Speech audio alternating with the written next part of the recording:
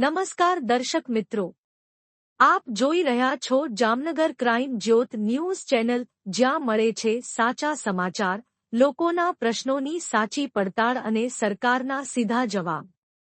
આપ સૌનું હાર્દિક સ્વાગત છે. તો ચાલો જોઈએ આજના મહત્વપૂર્ણ અને લોકોની જીવંત વાતો સાથે જોડાયેલા સમાચાર. જામનગરમાં કૃષિમંત્રી રાઘવજીભાઈ પટેલે લોકસંપર્ક કર્યો. નાગરિકોના પ્રશ્નો સાંભળી ત્વરિત નિરાકરણ માટે આપી સૂચનાઓ. 21 જૂનના રોજ જામનગરના સર્કિટ હાઉસ ખાતે રાજ્યના કૃષિ, પશુપાલન, ગૌસંવર્ધન, મત્સ્યોદ્યોગ તથા ગ્રામ વિકાસ મંત્રી શ્રી રાઘવજીભાઈ પટેલે લોકસંપર્ક કાર્યક્રમ યોજ્યો.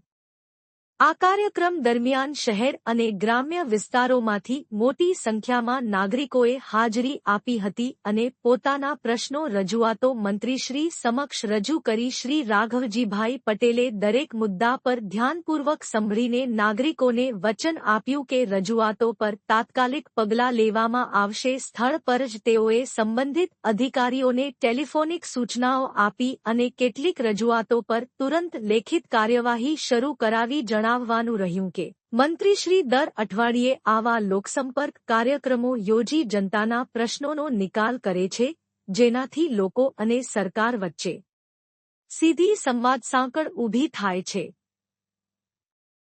આ પહેલથી નાગરિકોમાં વિશ્વાસ ઊભો થયો છે કે તેમની વેદનાને અવાજ મળે છે. જામનગર તા. 21 જૂન રાજ્યના કૃષિ, પશુપાલન, ગૌસંવર્ધન, મત્સ્યોદ્યોગ, ગ્રામગૃહ નિર્માણ અને ગ્રામ વિકાસ વિભાગના મંત્રી શ્રી રાઘવજીભાઈ પટેલે જામનગરના સર્કિટ હાઉસ ખાતે લોકસંપર્ક કાર્યક્રમ યોજ્યો હતો. આ કાર્યક્રમમાં તેમણે શહેર અને ગ્રામ્ય વિસ્તારમાંથી મોટી સંખ્યામાં ઉપસ્થિત રહેલા નાગરિકોના પ્રશ્નો અને રજૂઆતો ધ્યાનપૂર્વક સાંભળી હતી. મંત્રીશ્રીએ નાગરિકોને ખાતરી આપી હતી. ઉલ્લેખનીય છે કે કૃષિમંત્રી શ્રી રાઘવજીભાઈ પટેલ જનતા સાથે સીધો સંવાદ સેતુ સ્થાપિત કરવા માટે દર અઠવાડિયે શહેરના લાલ બંગલા સ્થિત સર્કિટ હાઉસ ખાતે આ પ્રકારના લોકસંપર્ક કાર્યક્રમોનું આયોજન કરે છે.